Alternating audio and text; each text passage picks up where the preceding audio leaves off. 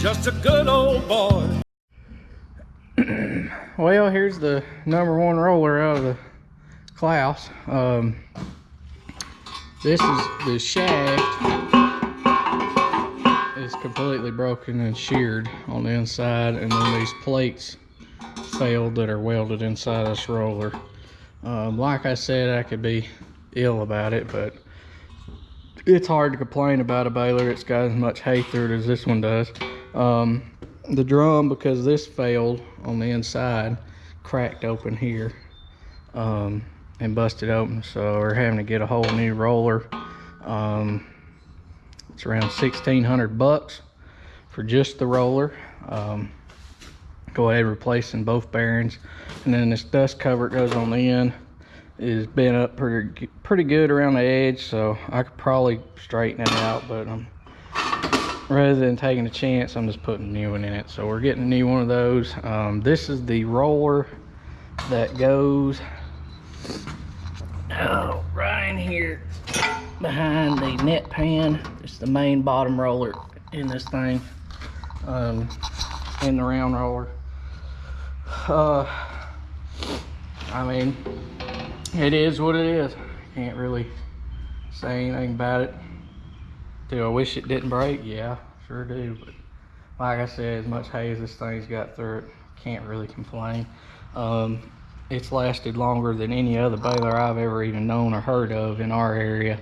Up here in North Georgia mountains with all these terraces, ditches, and heavy hay like we've got, and as rough as our ground is, typically most balers around here, John Deere, Vermeer, New Holland, Case, all of them don't typically last, but around at the most people trade them at 15 is about the most anybody will push one. I have heard of a handful of balers making it to 20, but for one to go as long as this one has is unheard of. So it's got kind of a legendary status around here. Dad's going to bush hog. We got some cow pastures to bush hog today. My grandmother is home. She finally got to come home, finally, so that's good news. What happened was is she went in to have her bladder stapled back up and fell down, which is typical with older women. It's kind of more of a normal surgery. They went in to restaple her bladder up, and the doctor sewed her intestines shut and tore them. So after the surgery went on, she came home for about 2 hours and went back because she was vomiting continuously. And she didn't get to leave the hospital for 2 weeks after that. She laid there for nearly an entire week with no food or water. Keep in mind, she'd had no food and water before the surgery as well. And they kept saying, well, she has a blockage in her intestines. She has to pass something before we'll give her any food or water. She never would pass anything. They sat around and waited for a week. The last 2 or 3 days she was in there. They had tubes down her throat, sucking the acid and stuff out of her stomach because it's been in there so long. And they finally x-rayed her for 3 days, let her lay there, and she never could pass anything. They determined that there was some kind of blockage. They didn't know if her intestines had twisted at that time or what during the surgery, and that was what the cause of it was. They went into her then and opened her up and found out that the doctor had sewed her up. They cut that out and had to cut a piece of her intestines out about 4 or 5 inches long, and put it back together, and then they sewed her back up. She laid there for a few more days in extreme pain, and all that what was in her intestines leaked out inside of her, which caused a lot of problems. And then she got her incision from where they went in to fix her intestines after it had been sewed up got infected. Then they went through that. They had to cut the infection out of the incision, so she has an open hole right now in her stomach, and they said that they want it to grow back together on its own. They had to keep cutting the infection out to get rid of it, and they finally, I reckon, got rid of it, and it's starting to heal now. And it's just been one thing after another. She finally got to eat, I think 3 days ago,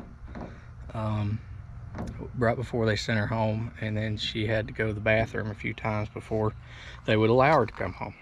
So she laid out there, I think it was almost 2 weeks with no food or no water, living off an IV. And it's just, and there was a lot of other things that went on too, but that's just the overview of it, the basics. But so she is home, and she is recovering now, so finally. What should have been a routine surgery and in and out in one day and come home immediately turned into a absolute nightmare, and she was in a lot of pain, I'll say that. And we could not go out to the hospital either to see her because this whole virus thing was going on, so that was even harder. So here is the white Dodge. I hadn't showed this thing in a while. Figured I'd do an update on that. We had to put new fenders, new hood on both sides, new headlights. Had to redo the front suspension. Got knuckles out of a junkyard. Had put some of the new steering rods and stuff on. Got a new grill for it. I hadn't put it in because they're going to paint the truck. Got new lights going top because it busted this one on this side. They're going to be LEDs. I hadn't put them on, but one where it was busted, so the rain can't get in it too. It's going to be 2 weeks before we can get it painted. We got to take it and have it aligned. Did have to put a new one of them in. The hood's locked. The engine, we went ahead and pulled it and did a full reseal, new studs and head gaskets all on it while we had the front end completely off. Might as well. The door on the other side still got to be aligned, but everything else is pretty much done. Well, that was supposed to release and didn't, so evidently it's not done. Wait a minute, it's up. It's just hooked. Hold on a minute. Wait. There we go. I just had to push down a little bit. My bad. So, new batteries, which was why it got wrecked to begin with. And new parking brake. I also got that fixed. Was another reason why I got wrecked to begin with. I didn't really get wrecked. It rolled off a hill and an embankment and tore it all to hell. But new, like I said, new gaskets. You can see them, they're blue. Completely resealed the entire engine. We had the engine out, put it back in. All that was done. Let's see what else. So, like I said, this door ain't closing best in the world. See, it bumps.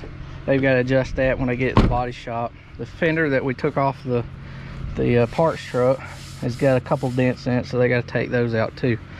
Back here we got the new bumper. I'm going to put a heavy duty diamond plate bumper on it, and we'll have a good heavy brush guard bumper on the front of this thing now. So that's what's in there. It's got to be put on too. They've got to take all that mess off to paint it anyway, so I'm not putting it on until the truck's painted.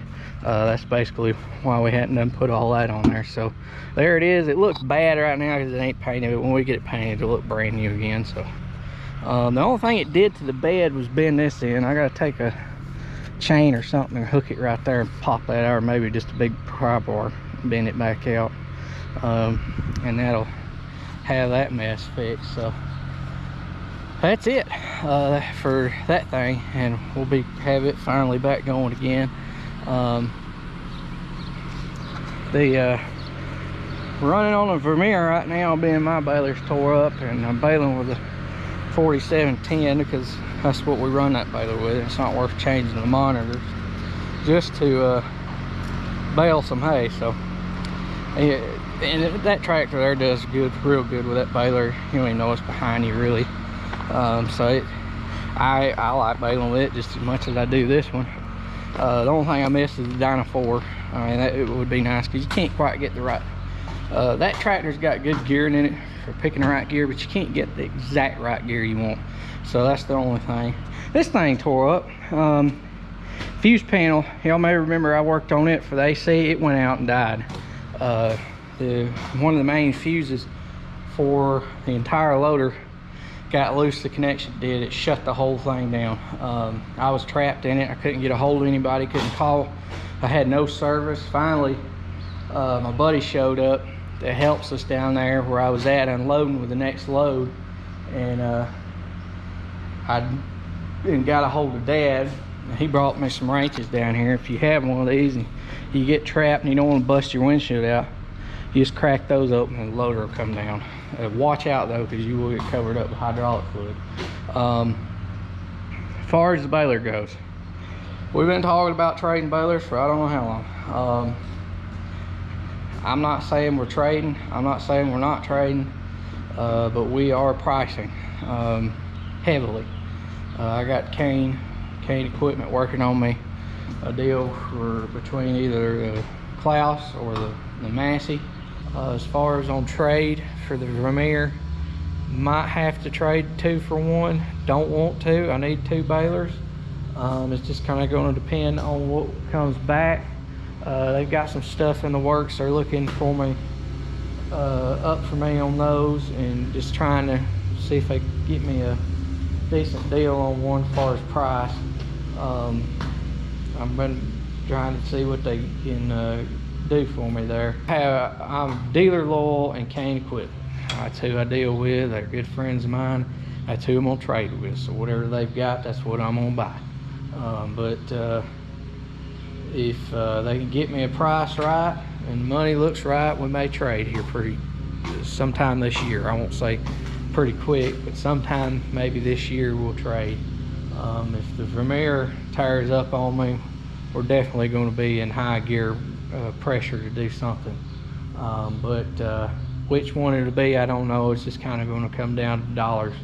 I'm kind of leaning one way. I've talked to them about that, and they're trying to figure me something out there. But who knows what we'll buy. It's kind of between the two. It's 50-50. I've told him kind of what I really want. We'll see what they can get us worked out. Like I said, it's whoever wants to be behind that tractor, and you guys can see every day. So I mean, it's up to them, and I'm playing a little bit towards that right there. I have no intentions on quitting YouTube. It may slow down some, but I'm not going nowhere. That's where I'm gonna leave that. We'll see which one ends up behind it, but we've got to trade eventually. It's inevitable. This baler here's got a lot of hay through it. I need something more reliable. I mean, it's not more reliable. This baler's been as reliable as they come as far as what it's done for me. But I need something that is newer, that has less hay through it, that can bale wet hay too, for the primary, and then keep Claas for the backup.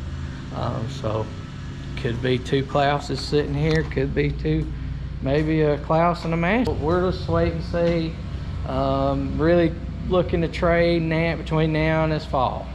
I'm not crazy about waiting until next spring, because then if you buy a baler over the late fall, and then have to sit and watch it in the shed all spring, it eats you alive. So but I mean, if that's the route I gotta go, that's the route I gotta go. So we'll see what happens.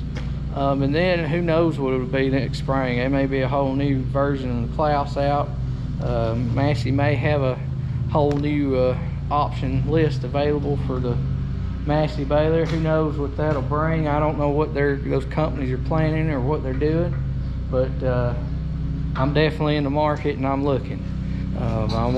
It's time for something new. Should have done traded, but we got by as long as we could with that one, and it's done us well. It'll still get by a little longer, but we'll see what the money looks like and how the prices are. Thank y'all for watching. Please comment, rate, subscribe. We'll see you next time.